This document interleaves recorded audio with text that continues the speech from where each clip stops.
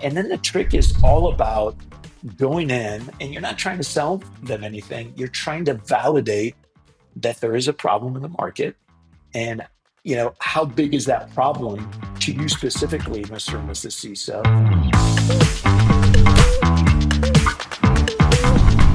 I'm always really fascinated by, the question of, do organizations understand they have a problem? Do they prioritize it? And what does it take for them to invest against it, right? Because you can only focus on so many issues at once.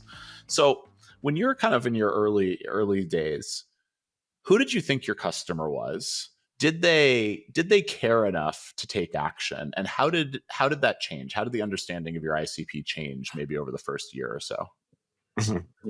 Yeah, it's a great question because the trick in the early days is to validate, that there is a problem. How big is that problem, and are people willing to spend money to solve that problem?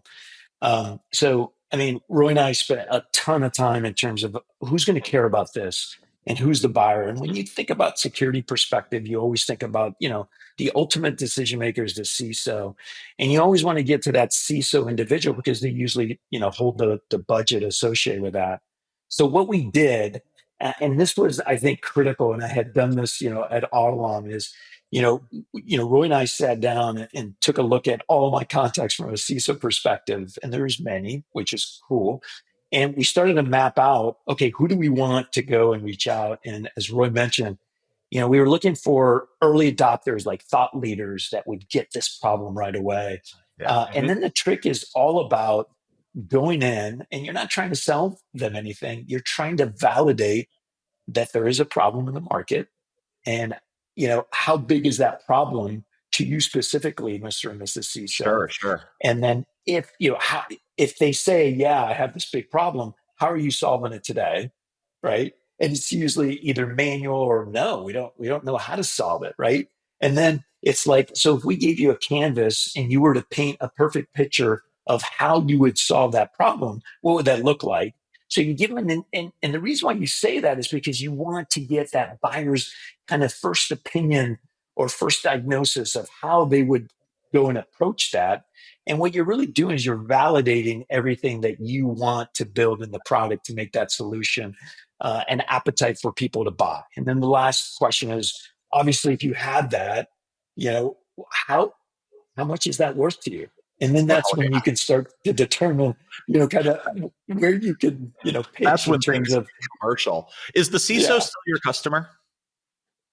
Yes, definitely. Obviously, we always want to target the CISOs. They're, if you look at any security landscape or opportunity, it's always the CISO that ultimately makes the decisions. Obviously, there's a whole bunch of individuals underneath the CISO that would actually take a closer look at, the solution and what it does and features, functions, and all that stuff. I think on your point on, so first of all, absolutely, and of course, we always want to talk with the person that is the person that decides, the person that cares most about this problem, if it's an application security architect, and so on. But when I look at, many founders consult with me and says, hey, what should be our ICP? How you look at our ICP? I said, look, as an early stage startup, your ICP is a person. It's not a company. Exactly. You cannot say it's, I need airlines, I need tech companies, I need this size. It's not relevant. Like, you want to look for people that are entrepreneurs inside organizations, that they're looking to see what's the latest and greatest.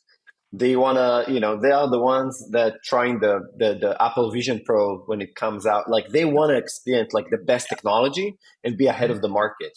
Yeah. Many of our early stage customers actually became founders of cybersecurity companies. Some of them sold it for hundreds of millions of dollars to companies. So you can see the persona of they're eager to be part of innovation. They want to influence how you're going to build this solution, right? And they're willing to take some, that it's rough around the edges, it's early and all that. It doesn't have like fancy RBAC and reporting. But as you evolve, it changed, right? There's something really special about that profile of customer. But I'll say, like, they're rare, and I'd say people like that are rare, like at the global scale, for a reason, right? There's a lot of forces that conspire against the ability of even a senior executive to take risks, be curious, be engaged with a new startup.